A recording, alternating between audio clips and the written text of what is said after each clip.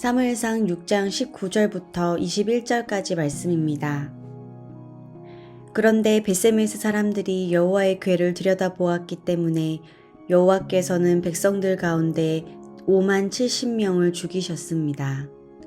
사람들은 여호와께서 백성들을 심하게 치신 일로 크게 슬퍼했습니다. 벳세메스 사람들은 말했습니다. 이 거룩하신 하나님 여호와 앞에 누가 서겠는가? 이 궤를 여기서 누구에게로 보내야 하는가? 그러고 나서 그들은 기럇 여아림 사람들에게 사람을 보내 말했습니다. 블레셋 사람들이 여호와의 궤를 돌려주었으니 내려와서 그것을 가져가시오. 아멘. 벳세메스 사람들은 하나님의 언약궤가 돌아오는 것을 보고 크게 기뻐했습니다. 그들은 골짜기에서 밀을 베다가 고개를 들어 언약궤를 보았고요. 반가움과 감격으로 하나님께 번제물과 다른 희생제물을 드렸습니다. 언약궤가 돌아왔다는 것은 곧 하나님의 임재가 다시 자기들 가운데 회복되었다는 뜻처럼 여겼을 것입니다. 그러니 그들이 기뻐한 것은 너무나 자연스러운 일이었습니다. 그리고 실제로 그들이 예배한 것은 잘한 일이었습니다. 하나님께 감사로 반응한 것은 옳은 일이었습니다. 그런데 문제는 그 다음에 일어납니다.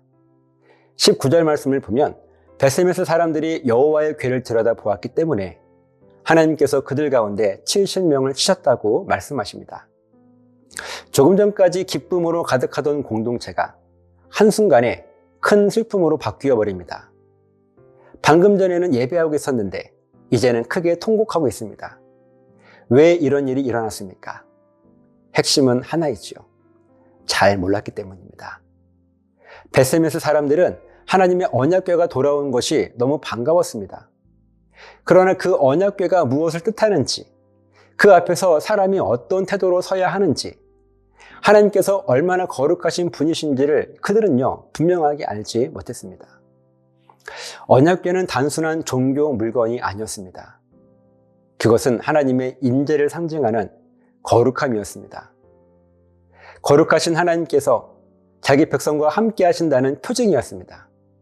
그러므로 죄인인 인간이 함부로 다루거나 호기심으로 들여다볼 수 있는 것이 아니었습니다. 그런데 벳세메스 사람들은 기쁨은 있었지만 거룩에 대한 두려움은 부족했습니다.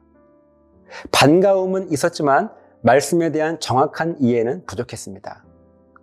그들은 하나님을 예배는 했지만 하나님을 대하는 태도는 정확하지 않았습니다. 결국 그들은 자기 호기심을 따라 언약궤를 들여다보았고 그 결과 큰 기쁨의 자리가 큰 슬픔의 자리로 바뀌고 말았습니다. 우리의 신앙생활도 마찬가지입니다. 신앙생활은 마음만 있다고 되는 것이 아닙니다. 기쁨만 있다고 되는 것도 아닙니다. 열심만 있다고 되는 것도 아닙니다. 정확히 알아야 해요. 벳세메스 사람들은 하나님을 미워한 사람들이 아니죠. 오히려 기뻐했고 예배했고 반응했습니다. 그런데도 문제가 생겼습니다. 왜 그렇습니까? 하나님을 향한 마음은 있었지만 하나님의 뜻을 정확히 알지 못했기 때문입니다. 우리 하나님은요, 우리의 열심만 보시는 분이 아니라 그 열심이 말씀 위에 서 있는가를 함께 보십니다. 왜 예배해야 하는지, 어떻게 예배해야 하는지, 왜 순종해야 하는지, 어떤 태도로 하나님 앞에 서야 하는지, 이것을 성경을 통해 정확히 배우지 않으면 우리는 하나님을 섬긴다고 하면서도 자기 방식으로 하나님께 나아가게 됩니다. 그리고 자기 방식의 신앙은 때로 기쁨을 주는 것 같아도 결국 큰 슬픔을 남길 수 있습니다. 20절 말씀을 보면 벳세메스 사람들은 결국 이렇게 말합니다. 이 거룩하신 하나님 여호와 앞에 누가 서겠는가? 그들은 두려워했습니다. 그리고 언약궤를 기럇 여아림으로 보내버립니다. 결국 하나님의 은혜의 상징이 다시 자기들 곁에서 멀어지게 됩니다. 이게 얼마나 안타까운 일입니까?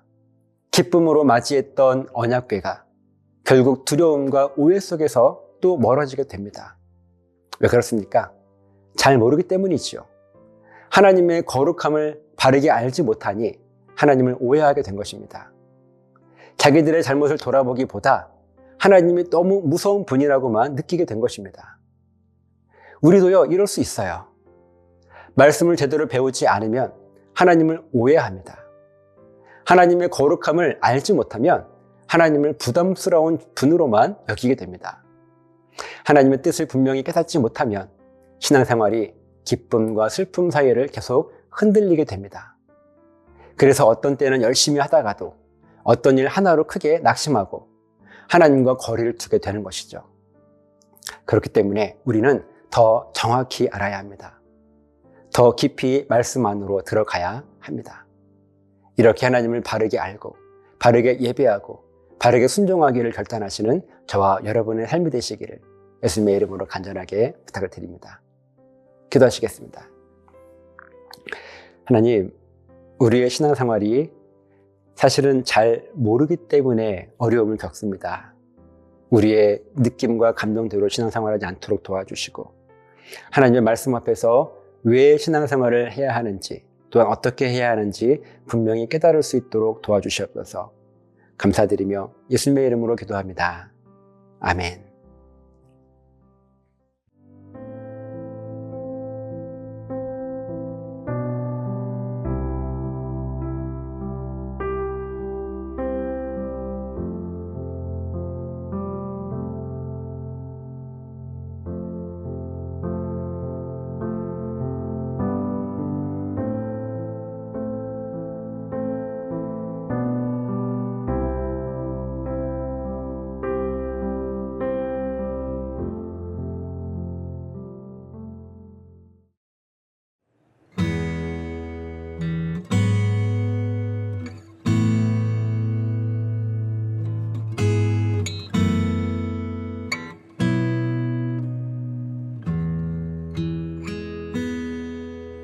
마음이 상한 자를 고치시는 주님, 하늘의 아버지 날 주관하소서.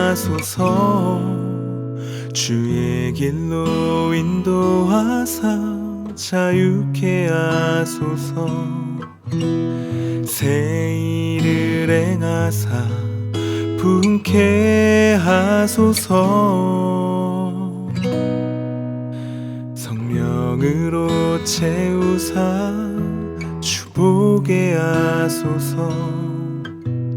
주의 임재 속에 은혜 알게 하소서.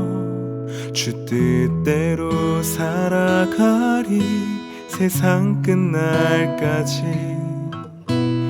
나를 빚으시고 새날 열어주소서. 의에 줄이고 목이 마르니 성령의 기름 부소서. 의에 줄이고 목이 마르니 내 잔을 채워주소서.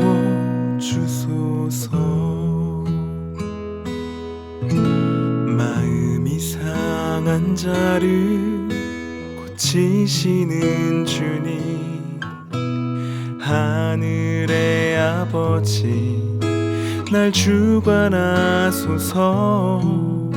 주의 길로 인도하사 자유케 하소서. 새 일을 행하사 분케 하소서. 의에 줄이고